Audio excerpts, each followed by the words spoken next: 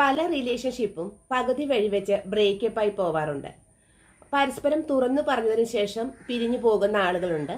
അതോടൊപ്പം അതിൽ രണ്ട് ലവേഴ്സിൽ ഒരാൾക്ക് ആ ബന്ധം ഇഷ്ടമല്ലെന്ന് തോന്നിക്കഴിഞ്ഞാൽ പിരിഞ്ഞു പോകുന്നവരും ഉണ്ട്. അതിൽ ഏറ്റവും കൂടുതലായിട്ട് സംഭവിച്ചിരിക്കുന്നത് പരസ്പരം പ്രണയബന്ധത്തിൽ ഏർപ്പെട്ട് വളരെ ഡീപ്പ് റിലേഷനിൽ അകപ്പെട്ടതിന് ശേഷം തൻ്റെ ഫ്രണ്ട്സിൻ്റെ ഉപദേശപ്രകാരമോ പാരൻസിൻ്റെ ഉപദേശപ്രകാരമോ ഫാമിലിയുടെ മൊത്തം ഉപദേശപ്രകാരം അവർ തൻ്റെ പ്രണയബന്ധം ഉപേക്ഷിക്കുകയും വേറൊരു വിവാഹ ബന്ധത്തിൽ ഏർപ്പെടുകയും ചെയ്യും.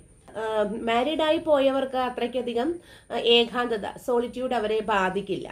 പക്ഷെ ലോൺലെസ് കൂടുതൽ ബാധിക്കുന്നത് മാരീഡ് ആകാതെ നിൽക്കുന്ന വ്യക്തിക്കായിരിക്കും. അവര് പെട്ടെന്ന് തന്നെ അവർക്കൊരു ശൂന്യത അനുഭവപ്പെടും, മനസ്സിൽ ശൂന്യത അനുഭവപ്പെടുകയും അവർക്ക് ഒരു കാര്യത്തിലും സാറ്റിസ്ഫാക്ഷൻ ഇല്ലാതെ വരികയും ചെയ്യും. തൻ്റെ മനസ്സ് തന്നെ നഷ്ടപ്പെടുന്ന ഒരവസ്ഥയിലേക്ക് വരികയും അതിലെ ചില ആളുകൾ അതിൽ നിന്നും പെട്ടെന്ന് റിലീവ് ആവുകയും എന്നാൽ ചില ആളുകൾ അതിൽ തന്നെ കിടന്നുകൊണ്ട് ഫ്ലോപ്പായി പോവുകയും പതുക്കെ പതുക്കെ അവരുടെ മനസ്സവർക്ക് നഷ്ടപ്പെടുകയും വിഷാദത്തിലേക്ക് പോവുകയും ഡിപ്രഷൻ മൂഡിലേക്ക് പോവുകയും ചെയ്യുന്ന ഒരവസ്ഥ കാണുന്നുണ്ട്. എന്നാൽ പ്രണയബന്ധം തകർന്നതിന് ശേഷം ബാക്കി വരുന്ന സംഭവങ്ങളെ കുറിച്ചാണ് ഞാൻ ഈ വീഡിയോയിൽ നിങ്ങളോട് പറയുന്നത്.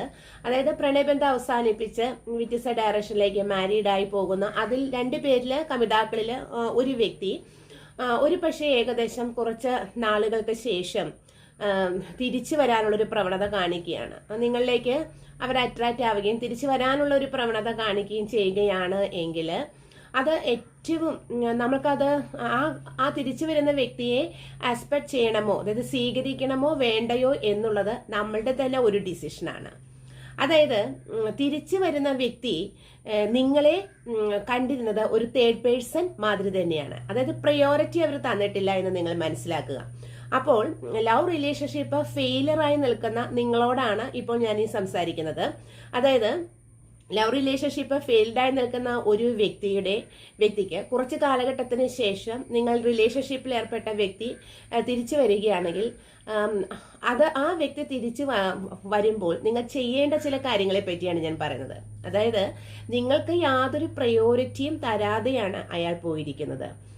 അപ്പോൾ നിങ്ങൾ അവിടെ ഒരു തേർഡ് പേഴ്സൺ ആയിരുന്നു. ഒരുപക്ഷെ ഫാമിലിയുടെ അഡ്വൈസ് കൊണ്ടോ ഫ്രണ്ട്സിന്റെ അഡ്വൈസ് കൊണ്ടോ അയാളുടെ സ്വയം തീരുമാനം കൊണ്ടോ അയാൾ പോയതിനു ശേഷം നിങ്ങളിലേക്ക് വീണ്ടും അപ്രോച്ച് ചെയ്ത് തിരിച്ചു വരികയാണ് എങ്കിൽ നിങ്ങൾ തീർച്ചയായിട്ടും ഒരു തേർഡ് പേഴ്സൺ ആയിരുന്നു എന്ന് നിങ്ങൾ അവിടെ മനസ്സിലാക്കുക എന്നുള്ളതാണ്.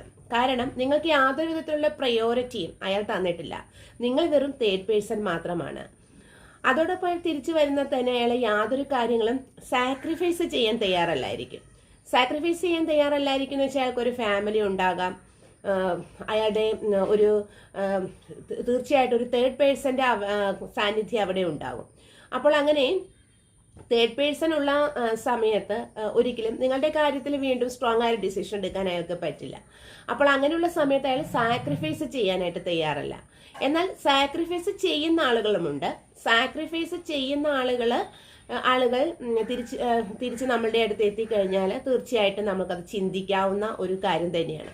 പക്ഷെ അയാൾ നിങ്ങൾക്ക് വേണ്ടി എന്ത് കാര്യങ്ങളും ഉപേക്ഷിക്കാൻ പറ്റിയ ഒരു മനസ്ഥിതിക്ക് ഉടമയാണ് തിരിച്ചു വരുന്നത് എങ്കിൽ അത് ഓക്കെ ആയിട്ട് നിങ്ങൾക്ക് കരുതാവുന്നതാണ്. അയാളുടെ സ്നേഹം ജെനുവിനായിട്ട് കരുതാവുന്നതാണ്.